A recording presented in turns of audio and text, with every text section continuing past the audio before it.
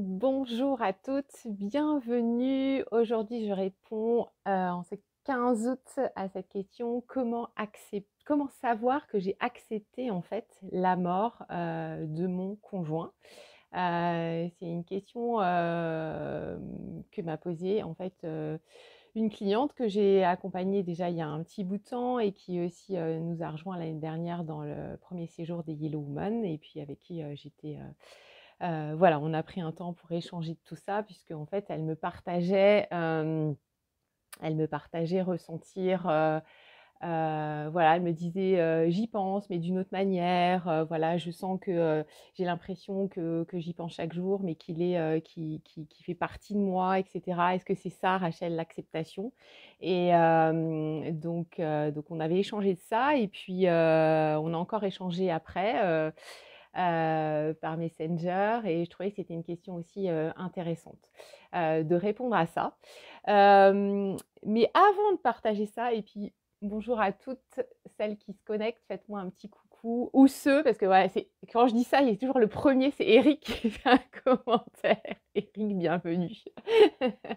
Et comme il y a plus de femmes, voilà, le féminin l'emporte sur le masculin, comme je dis souvent.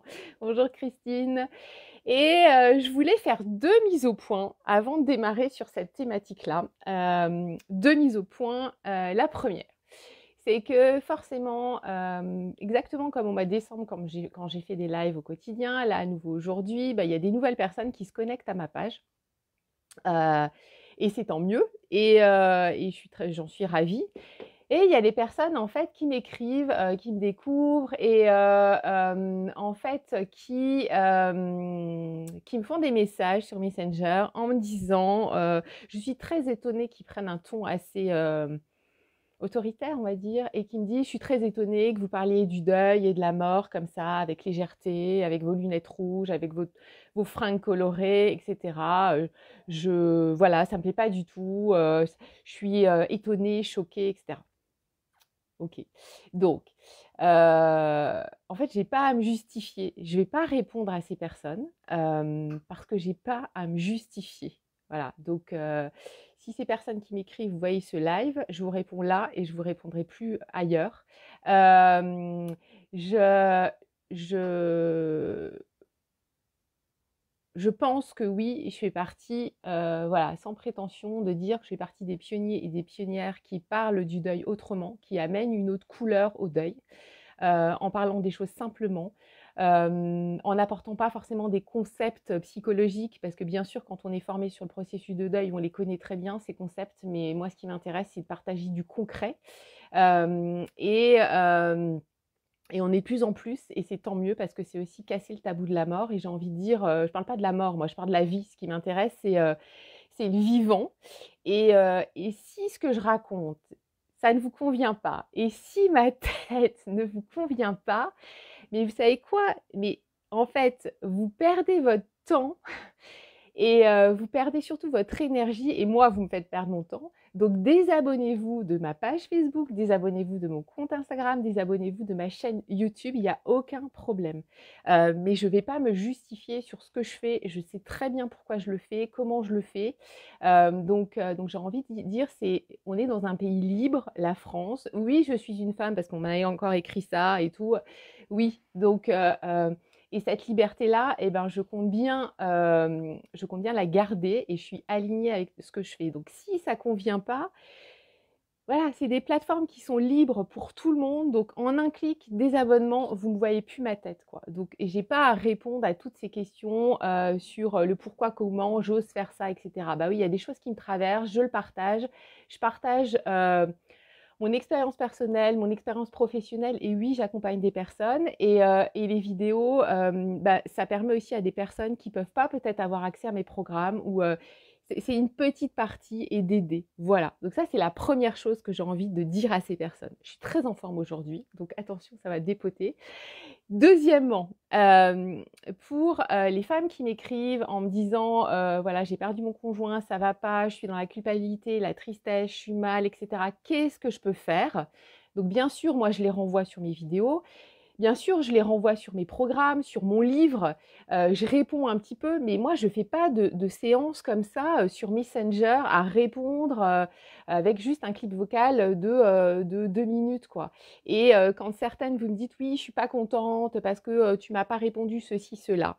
Écoutez, moi j'ai une copine, Sarah, elle est patronne d'un salon de coiffure, d'accord? Elle travaille 10 heures par jour et pour moi c'est exactement la même chose. Bah, le soir, voilà, s'il y a des personnes qui s'autorisent à lui faire un message sur Messenger en lui disant: «Est-ce que tu peux venir me couper les pointes gratos?» Bah, elle dit non. Et ben moi c'est pareil en fait. Si, vous voulez mieux comprendre les choses, il y a des choses gratuites, les vidéos, il y a mon livre qui coûte 20 € et hem et il y a les programmes, oui. Mais moi, voilà, je suis comme tout le monde, je travaille pas non plus, gratuitement. Je pense que je donne beaucoup de gratuit et après, ben, pour aller plus loin, bah, oui, il faut s'engager dans mes programmes, oui et après mes clientes, quand elles sont dans mes programmes, en fait, elles s'engagent, c'est un vrai engagement. Donc là, je suis disponible, au quotidien, dans le groupe Facebook, mais aussi sur Messenger, et des fois, je réponds à 10 heures du soir, des fois, je leur réponds le week-end. Là, on est le 15 août, j'ai fait une vidéo dans notre groupe. Ça me pose aucun problème, je suis disponible et même après, quand elles ont fini les programmes, quand elles me contactent, comme cette dame que je vais évoquer qui me demandait, si je pensais qu'elle avait accepté la mort de son mari, ben ouais, je lui ai répondu et on a pris le temps et on a échangé et cetera et ça me pose aucun problème. Donc je voulais faire cette petite mise au point parce que ça sert à rien de m'assaisonner là dans vos messages parce que je réponds pas assez vite ou parce que si tu veux que je réponde vite, si tu veux du concret et si tu veux avancer vraiment, eh ben voilà, il y a le club des Yellow Woman, il y a le programme Redonner un sens à sa vie, il y a les séjours. Et quand on me dit oui, l'argent, etc. Alors bien sûr, si vous êtes au RSA, bien sûr que si vous êtes... et je parle pour moi, mais je parle pour tous les professionnels qui accompagnent, les psys qui font des séances à la carte, tous les autres thérapeutes du deuil. J'entends qu'il y a des personnes qui sont au RSA et qui n'ont pas les moyens de se payer des accompagnements. Ou des femmes qui ont leurs comptes qui sont bloqués et qui n'ont pas d'argent pendant plusieurs mois. Et j'entends complètement. Euh, mais par contre, après, pour d'autres personnes qui ont de l'argent, qui travaillent, qui ont des ressources, ben, c'est un choix. Je suis désolée de le dire, je fais un peu cette mise au point, mais voilà, ça fait partie de moi. Moi, je suis cash. Il y a des gens qui vont choisir de s'acheter un iPhone à 800 euros. Il y en a d'autres qui vont décider d'investir en eux dans un programme d'accompagnement ou des séances avec une psy dans leur quartier. C'est complètement un choix et moi je n'y suis pour rien. Enfin vraiment, c'est pas la peine de m'incendier. C'est vraiment un choix de vie, un choix de quand on a, je sais pas, quand on a mal aux dents, on va chez le dentiste. Quand on a mal au cœur, on va chez le cardiologue. Et ben, quand on a des bleus à l'âme, qu'on perd un proche et qu'on a besoin, et ben en fait on va vraiment demander de l'aide et se faire aider. Et quand on me dit oui, j'ai pas d'argent, etc., je peux pas ou c'est trop cher, bah après c'est à vous de voir quoi. C'est aussi un choix. Je me souviens d'une dame il y a 2 ans qui m'a contactée en séance gratuite. Elle m'a dit Rachel, je viens dans le programme Redonner un sens à sa vie sans lui. Financièrement, là pour l'instant, c'est pas possible, mais je vais trouver une solution. Et 6 mois après, elle m'a contactée, elle m'a dit ma grande maison, là, où mes enfants ils sont plus là, qui me demandent beaucoup de financièrement d'entretien, forcément, quand on a une grande maison, il y a toujours des trucs à faire, il y a un terrain, etc. Et ben en fait, j'ai décidé de louer une chambre à un étudiant. Et non seulement ça va m'aider à entretenir la maison, mais en plus ça va m'aider à payer ton programme. Donc voilà, donc comme quoi, je donne cet exemple-là parce que moi, mon job aussi, c'est de responsabiliser les personnes que j'accompagne et plus particulièrement les femmes. Parce que parfois, en tant que nana, on peut aussi rester, et je le dis, je suis passée par là un peu en mode victime et tout, mais il y a des solutions qui peuvent s'ouvrir à nous. Donc, voilà, c'était une petite mise au point. C'est pas la peine de m'écrire en disant que je suis méchante parce que j'ai dit ça, hein. La police du deuil, c'est bien, c'est pas bien, je suis méchante, je suis gentille. Moi, je vous aime pas comme quelqu'un. Mais moi, je suis pas là pour qu'on m'aime, vraiment. Pour ça, j'ai ma famille, j'ai mon chéri, j'ai mes amis. Mais je voulais vraiment clarifier les choses. Parce que voilà, ces messages, il y a des personnes que je vais bloquer sur Messenger aussi parce que c'est trop quoi. Donc moi je veux bien être dispo et tout, mais il y a un moment donné j'ai mes limites et ma disponibilité et mon temps et mon énergie, je la consacre vraiment. La priorité c'est les femmes qui sont que j'accompagne en ligne. Voilà ce que j'ai envie de vous dire aujourd'hui, c'était important pour moi. Et ne me dites pas Rachel, protégez-vous et patati et patata. Non, j'ai pas envie de me protéger. J'ai envie de voilà de partager. Après, je gère les choses. C'est aussi voilà, c'est comme ça aussi sur les réseaux et je l'accepte là pour le coup complètement, comme on va parler de l'acceptation. Mais c'est important aussi pour moi de passer ce message-là et de dire bah voilà, moi je suis comme ça. C'est apprendre ou à laisser et si vous prenez pas, c'est ok et vous allez vous tourner vers d'autres personnes qui vous conviennent aussi beaucoup mieux que moi. Voilà. Donc petite mise au point. J'arrête là. J'arrête là. Le sujet, et ça c'est le plus important. Merci pour vos messages. Donc, cette question qui m'a été posée, comment savoir si j'ai accepté la mort de mon conjoint? Ce mot accepter qui peut paraître vraiment un truc énorme et peut-être que dans les premiers temps du deuil, on vous a dit oui, il faut que tu acceptes la mort de ton compagnon, il faut que tu passes à autre chose, il faut que tu tournes la page, il faut que tu ailles de l'avant, il faut. Pour moi, et je vais boire un coup, je reprends mon calme. Pour moi, il y a deux niveaux en fait. Il y a vraiment deux niveaux dans l'acceptation. Il y a accepter, pour moi, en fait, déjà la première chose, il se peut en fait que vous n'acceptiez jamais la mort de votre compagnon, de votre ami, de votre conjoint. Je m'explique. Que vous trouviez jusqu'à la fin de votre vie complètement injuste sa mort, injuste peut-être sa maladie, son cancer, son sida, peut-être injuste que cette maladie lui soit tombée dessus, injuste qu'il soit mort peut-être d'un accident de voiture complètement ridicule parce qu'il y a un type qui a pas respecté un stop.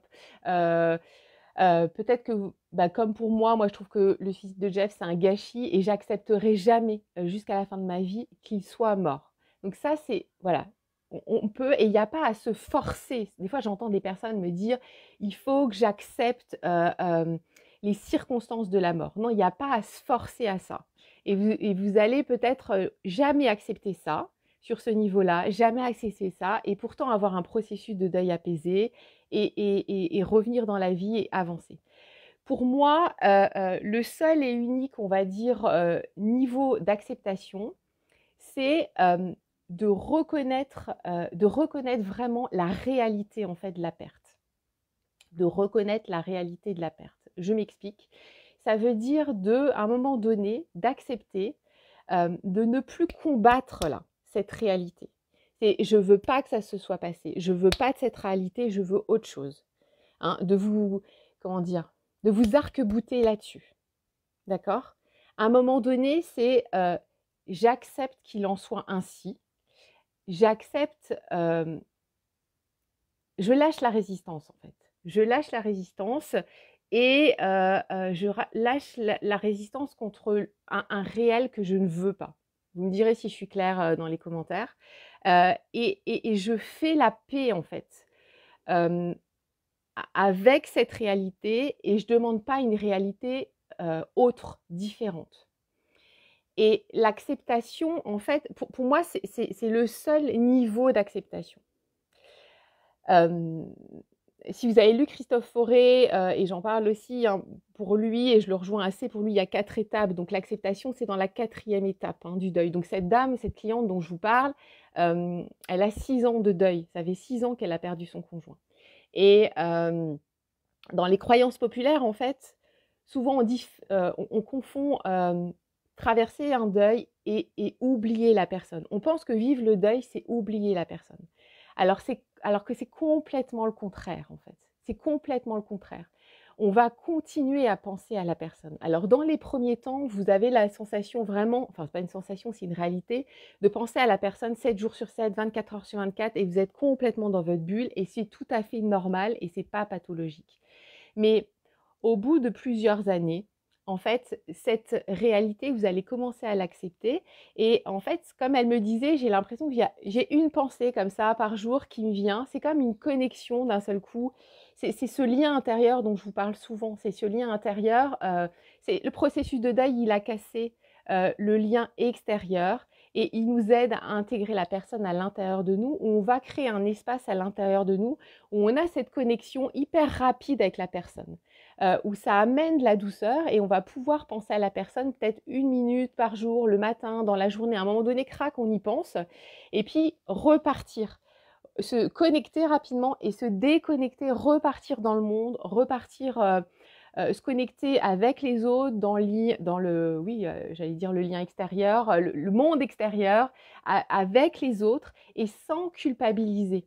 Parce que vous pouvez être dans une phase, dans les 15 mois, 16 mois, 20 mois de deuil, là où vous faites comme ça des allers-retours.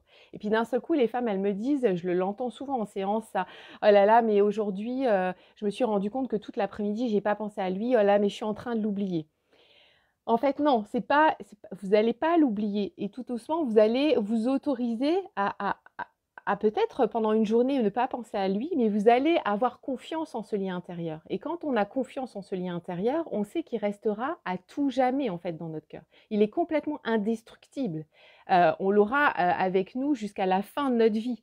Donc c'est même à un moment donné un luxe de pouvoir en fait penser à autre chose sans cette culpabilité de dire je vais l'oublier. Non, je ne vais pas l'oublier. Il est là, il reste là en moi.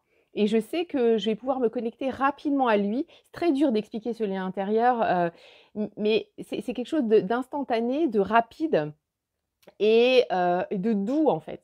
Et c'est l'essence même de la personne à laquelle vous vous connectez. On va plus forcément se souvenir, ça peut être flou, hein, la texture de la peau, l'odeur de la personne, le regard de la personne, la couleur de ses yeux. Ça, c'est normal que ce soit flou, voire que vous l'ayez oublié parce qu'en fait, on est des êtres humains, je le rappelle, et on n'est pas des ordinateurs. Donc notre mental, là, il ne peut pas mémoriser en fait jusqu'à la fin de notre vie, tout ça, toutes ces sensations. Donc je sais que ça fait flipper, je sais que ça peut faire peur, mais en même temps c'est tout à fait légitime, c'est tout à fait humain et c'est tout à fait normal. Mais vous allez garder une sensation, quoi, je ne sais pas le dire autrement, mais l'essence de la personne vraiment à l'intérieur de vous, vous allez créer cet espace. Et en fait, quand vous allez être sûr de ce lieu, en fait, vous allez pouvoir, eh bien, en fait, penser à la personne une fois dans la journée, vaquer à vos occupations, mais vraiment sans cette culpabilité. Donc cette dame, quand elle décrivait ça en me disant je sens que voilà, je fais les choses avec lui, mais j'y pense pas 24 heures sur 24, 7 jours sur 7. Est-ce que c'est ça accepter? Oui, pour moi, c'est ça accepter. Et ça se décrète pas. C'est pas oh bon, ok, aujourd'hui j'accepte. Non, c'est le processus de deuil et c'est lent et c'est long et vous allez faire des allers-retours. Mais je le rappelle, cette dame, elle était dans la 4e étape du deuil. Elle était dans cette phase d'acceptation. Donc, moi, je trouve que c'est important aussi de distinguer ces deux niveaux d'acceptation. Je le redis encore une fois et vous me direz si ça parle pour vous. C'est de jamais accepter les circonstances de la mort et que votre conjoint soit parti. Ça, c'est OK parce qu'on peut dire c'était trop con sa mort, c'était voilà, c'était du gâchis, etc. C'est OK. Mais deuxième niveau d'acceptation, et pour moi, c'est ce niveau-là qui est hyper important, c'est je reconnais la réalité de la perte. Je reconnais que cette personne soit plus là, plus dans ma vie, et je continue pas à dire non, je veux pas, je veux pas, je veux pas, je résiste là. Je résiste, c'est pas possible, il faut qu'il soit là, je veux qu'il soit là. Et donc du coup, je vais m'interdire, je vais pas m'autoriser à revenir tout doucement dans la vie. Ça, et donc à un moment donné, je suis plus dans cette résistance au réel. Je ne veux plus, ok, qu'il y ait autre chose. Mais encore une fois, voilà, je le redis, cette dame, elle avait 6 ans de deuil. On peut commencer à être dans cette phase-là au bout de 2 ans, 2 ans et demi, 3 ans, tout doucement, hein. Alors bien sûr, au bout de 6 ans, en plus cette dame, elle avait été accompagnée, etc. Donc il y avait cet abaisement et cette acceptation-là qui était là. Donc voilà ce que je voulais vous partager aujourd'hui sur l'acceptation. Je vais vous lire. Merci Violette, c'était pour mon coup de gueule de tout à l'heure. Roselyne, voilà Roselyne, c'est exactement ça en fait. j'ai accepté la mort, mais voilà, ce qui est très dur, c'est voilà, tragique, brutal. Donc, cette partie-là, c'est exactement ce que je viens de dire. Tu vois, tu illustres très bien ça. C'était tragique, c'était brutal, et ça que je l'accepterai jamais. Mais je pense que j'ai accepté, voilà, qu'il soit plus là, et certainement voilà, de te reconnecter à la vie, au monde, etc., etc. Mais 16 mois, voilà, il y a encore un peu aussi de chemin à faire. Tu as déjà fait un sacré bout de chemin, et il y a encore, voilà, ça va continuer. Le processus de deuil va continuer encore à t'aider. Mais ça illustre très bien ce que je viens ton partage, ce que je viens de dire dans cette vidéo. Je ne sais pas s'il y a d'autres réactions par rapport à ça. Sabrina, donc 1 an, j'ai l'impression que c'est l'année la plus dure, mais j'ai peur de me voiler la face. Alors là, je ne vais pas répondre tout de suite, mais en fait, il y a la question des 1 an, et ça peut faire l'objet d'une autre vidéo demain. Mais c'est vrai qu'on peut avoir la sensation alors, que c'est l'année la plus dure, oui, surtout au bout d'1 an, en fait. Parfois, il y a des femmes qui me disent au bout d'1 an, j'ai l'impression que c'est presque plus dur que le jour où on m'annonçait sa mort. Et c'est tout à fait normal. C'est à nouveau, c'est dans les croyances populaires de penser que plus on avance, plus c'est facile. Et que avec le temps guérit tout. En fait, c'est complètement un mythe. Le temps, il fait que passer. Donc, il y a un moment donné, en fait, au bout d'1 an, 1 an et demi, on peut aussi être, enfin, c'est pas on peut. Les premiers temps, t'étais, voilà, c'est le choc, c'est voilà, c'est ce processus de deuil qui va protéger notre psyché, protéger notre corps, amortir en fait les émotions, parce que sinon on pèterait un plomb, et on deviendrait dingue en fait. Donc, au bout d'1 an, en fait, on va commencer, alors ça reste une moyenne bien sûr, mais à intégrer la réalité justement de la perte et à réaliser. Parce que moi, ce que j'appelle, alors ce que Christophe Fauré nomme, voilà, la protection psychique, moi j'appelle ça le plan Vigipirate, et en fait, il commence à sauter tout doucement. Et c'est normal en fait, parce que ça permet en fait de digérer l'information tout doucement, tranquillement. Et on peut avoir l'impression que plus on avance, plus c'est difficile. Mais parce qu'on va rentrer dans cette phase de vécu dépressif du deuil, qui est tout à fait normale et qu'on va être obligé de traverser pour arriver dans la 3e phase du deuil. Donc, il n'y a pas, on se voile pas la face en fait, parce que souvent on a l'impression qu'on est dans le déni, mais notamment la première année, il y a cette protection psychique qui nous protège, quoi. Et c'est pour ça que certaines femmes disent mais il y a certains jours, je me dis en fait qu'il est parti en voyage, en vacances, je réalise pas tout à fait, c'est bizarre parce que j'ai vachement d'énergie, est-ce que je suis pas dans le déni, est-ce que je me voile pas la face? Mais non, c'est cette protection psychique qui est normale et qui est humaine et légitime, et c'est comme ça qu'on fonctionne. J'ai un peu répondu, Sabrina, mais ça pourrait faire l'objet d'un live.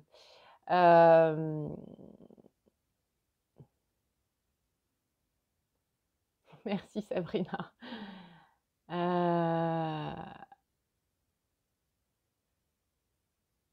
Ouais, Violette. Alors le manque, c'est quelque chose qu'on apprivoise en fait. Ça peut faire l'objet d'un live. C'est bien, vous me donnez plein de sujets de live. Il y a une différence pour moi vraiment entre le manque et la souffrance, quoi. Il y a un moment donné où cette souffrance, elle va tranquillement aussi s'apaiser, puisque tu vas être sur le chemin de l'acceptation. Et tu es déjà en route, Violette, hein, parce qu'on a travaillé ensemble. Parce que la souffrance, c'est l'écart entre ce qui est la réalité de la perte, il n'est plus là, il est mort, et ce que j'aimerais qu'il soit. Donc, quand ce que je disais par rapport au niveau d'acceptation, bah, je suis plus dans cette résistance en disant je veux autre chose, je veux autre chose, je veux qu'il soit là. Bah, en fait, on réduit l'écart au niveau de la souffrance pour un moment donné qui est quasiment plus de souffrance. Mais par contre, le manque de la personne, il reste.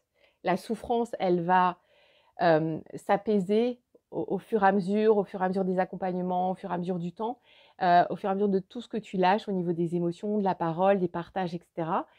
Et tu l'as vécu dans le groupe, mais en fait, le manque, il va rester.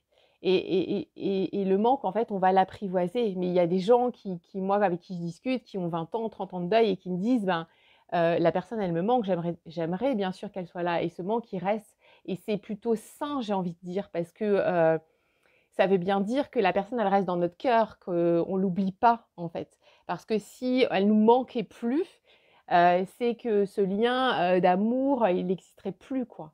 Donc, donc on l'apprivoise, en fait, ce manque, mais moi, il est plus... c'est difficile de nommer, il évolue aussi, puisqu'on peut être en manque de prendre la personne dans les bras, de l'embrasser, de sa présence, mais en fait, ce manque-là, il est tout à fait normal et au fur et à mesure, il va plus nous empêcher de nous tourner vers les autres. Il va plus nous empêcher de vivre, d'être dans la vie, de nous interdire quoi que ce soit. Mais il va rester en fait jusqu'à la fin de nos jours, mais il sera plus souffrant. Voilà. J'espère que j'ai été claire.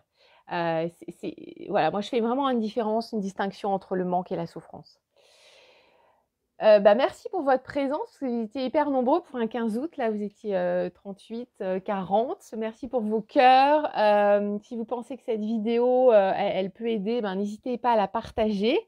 Je voulais vous redire aussi que j'ai décidé d'ouvrir le club des Yellow Women à partir du 10 octobre. Le club des Women, il est intégré dans mon programme Redonner un sens à sa vie sans lui avec des séances privées. Mais à partir du 10 octobre, si vous voulez juste intégrer le groupe, intégrer le club des Yellow Women, ça va être possible. Donc, je vais vous mettre le lien pendant 6 mois. Donc, au démarrage, on va partir, vous allez rejoindre les femmes déjà qui sont dans mon programme Redonner un sens à sa vie sans lui, ou des anciennes clientes qui ont décidé de continuer dans le club. Donc, on démarrera le 10 octobre jusqu'au 10 mars avec des rencontres hebdomadaires et avec une rencontre aussi en présentiel à Paris. La date n'est pas fixée. Enfin, il y a déjà une rencontre pour les anciennes le 8 octobre à Paris et à Metz fin août. Mais en tout cas, voilà, pour les personnes qui rentreront pour les 6 mois dans le club, il y aura aussi une rencontre. Donc, je vais vous mettre le lien au-dessus de cette vidéo et avec des rencontres toutes les semaines. En fait, il y a des semaines où on va faire de la sophro avec toujours un temps de partage après la sophro. Sophrologie pour accompagner vraiment votre deuil, votre corps qui prend cher aussi, et puis des temps d'échange sur tous vos ressentis et des temps aussi de partage sur les thématiques exactement sur les thématiques que j'évoque en live, mais forcément ça on va plus loin et puis on se voit, on échange, on partage, il y a une vraie connexion, puis avec aussi des experts, des nouveaux experts qui vont intervenir pour vous donner des outils supplémentaires, pour vous amener des prises de conscience et pour continuer à cheminer dans votre deuil. Donc le club des Yellow Women, il n'y a pas beaucoup de place parce que je veux pas un grand groupe, parce qu'il y a déjà toutes mes clientes qui sont dans le programme. Donc si ça vous intéresse, inscrivez-vous maintenant. Je vais vous mettre le lien et si vous avez besoin d'échanger par rapport à ça ou vous ne savez pas trop si vous voulez rejoindre le club ou le programme plus global, eh bien vous pouvez m'écrire en MP. Et merci Eric. Et j'y compte bien Eric. Je vous répondrai là pour le coup. Si vous avez des questions, on pourra même s'appeler en visio si vous hésitez ou si vous questionnez, si vous avez des questions. Voilà. Nathalie, le temps passe mais la douleur reste, on apprend à vivre avec. Ouais. C'est aussi de l'expérimenter ça, parce que c'est vrai qu'on peut aussi, des fois on lit aussi des belles phrases comme ça sur Facebook et tout, vivre avec machin et tout, mais je suis tout à fait d'accord avec toi. Mais après, c'est aussi d'aller plus dans le concret parce que, enfin, ça, c'est un peu mon truc d'aller dans le concret avec vous. Voilà. Parce que c'est après comment on fait concrètement. Voilà. C'est toujours pareil. Je vous souhaite un doux lundi du 15 août. Et puis, je vais vous répondre aussi, je vais vous lire et je vais vous répondre dans les commentaires. Je vous embrasse bien fort. Likez, partagez. Sur YouTube, pareil, des pouces bleus. N'hésitez pas à me laisser un petit message. Et puis, merci Christine. Et puis, je suis un peu plus, enfin, je suis pas trop, mais On m'a demandé si j'étais sur Instagram. Alors, je peux pas être partout, mais c'est vrai que ma plateforme, c'est beaucoup Facebook. Vous pouvez retrouver toutes mes vidéos en replay sur YouTube. Et puis oui, je suis un petit peu sur Instagram. Je fais quelques stories sur Instagram, mais les stories, vous pouvez aussi les retrouver sur ma page Facebook. Mais c'est vrai que ma plateforme chouchou, c'est quand même Facebook et YouTube, enfin les deux. Voilà, je vous embrasse bien fort et je vois bien Léo Woman, la Sylvie, coucou. À bientôt Sylvie dans le club. Et puis à très vite. Bye, à demain 12h30, 12h30 comme d'habitude. Bye, ciao ciao.